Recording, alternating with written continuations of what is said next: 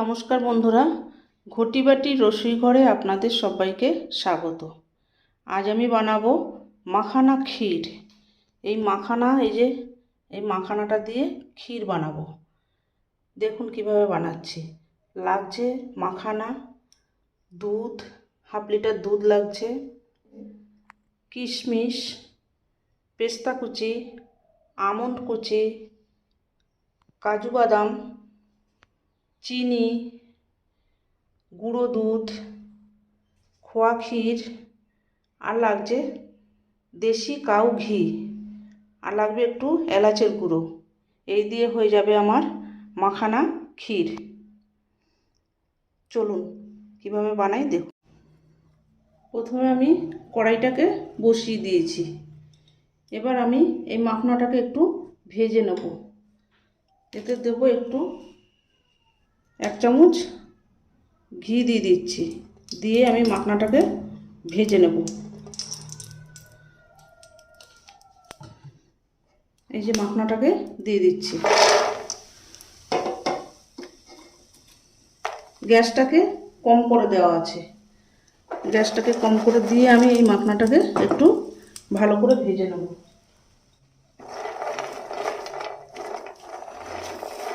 এই যে এইভাবে একটু ভেজে নেব।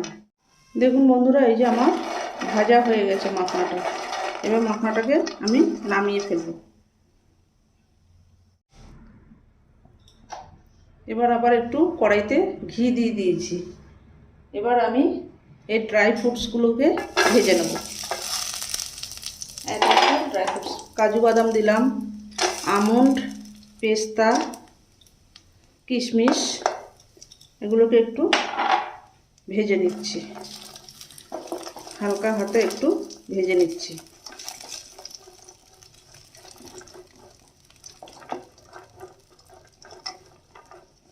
এই ড্রাই ফ্রুটসগুলো ভাজা হয়ে গেছে।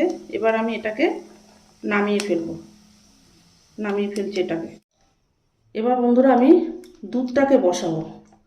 দুধটা বসানোর জন্য সামান্য একটু জল দিয়ে দিচ্ছি। এই যে হাফ লিটার পরিমাণ যে দুধ আছে, দুধটাকে আমি দিয়ে দিচ্ছি। এটা ফুল ক্রিম দুধ দিয়ে দিলাম। এবার দুধটা ফুটতে থাকুক।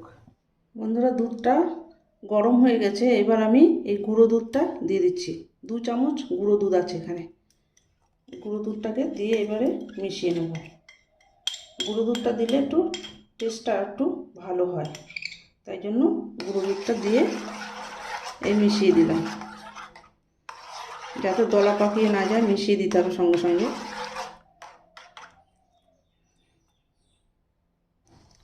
দুধটা আমার ফুটুক বন্ধুরা, আরও ফুটে একটু ঘন হবে। সেই ফাঁকে আমি এই যে মাখনাটাকে ভেজে রেখেছিলাম, এগুলোকে আমি একটু এরকম করে ফাটিয়ে নেব।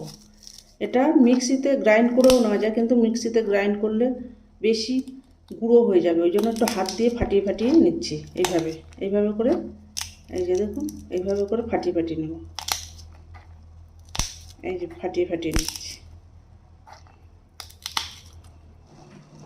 বন্ধুরা, যে দেখুন দুধটা ফুটছে। এবার আমি এই মাখনাগুলোকে ফাটিয়ে রেখেছি, এই মাখনাগুলোকে দিয়ে দিচ্ছি।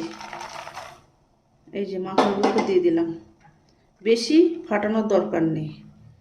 ওই মিক্সিতে দিলে একদম গুঁড়ো হয়ে যাবে। ওই জন্য আমি হাত দিয়ে অল্প অল্প কিছু গোটা রেখেছি, কিছু ফাটিয়ে দিয়েছি। এবার দিয়ে দেবো খোয়া ক্ষীরটা। এই যে খোয়া ক্ষীর, এটাকে দিয়ে দিলাম।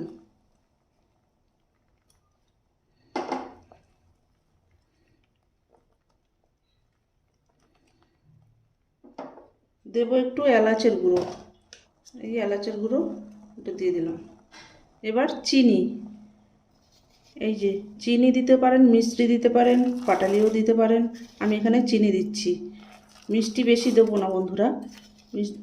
ওই যে সন্দেশটা দিয়েছি ওটা মিষ্টি, দুধ আমুল দুধ মিষ্টি, আর এই দুধ মিষ্টি, স্বাদ বুঝে চিনিটা দেবেন।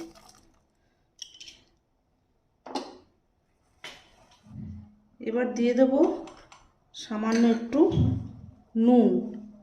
আমি মিষ্টি পায়েস ক্ষীর যাই বলুন না কেন নুন ছাড়া খেয়ে দেখবেন আর একটা নুন দিয়ে খেয়ে দেখবেন কেমন স্বাদ হয়।